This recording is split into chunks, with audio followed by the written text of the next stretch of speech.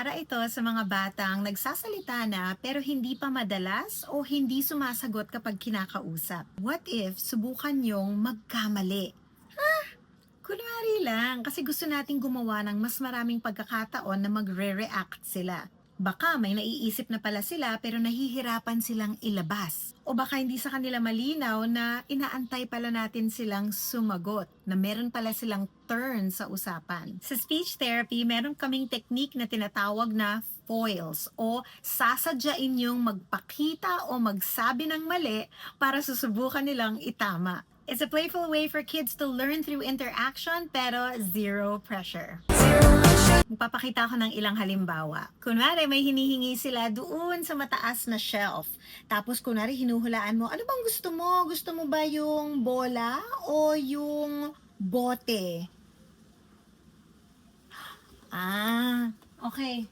Ito na yung bote. Ay! Bola pala!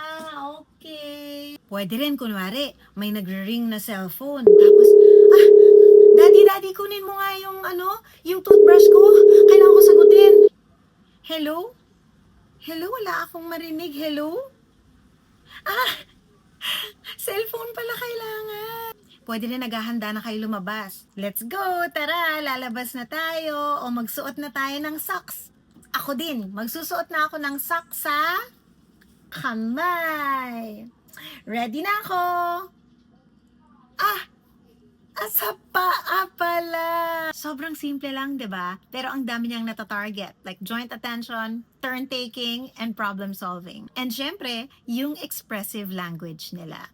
Kaya pag na-practice nyo na yung mga nauna nating habits pero malimit pa rin silang magsalita, baka maiba naman. Subukan ninyo ito.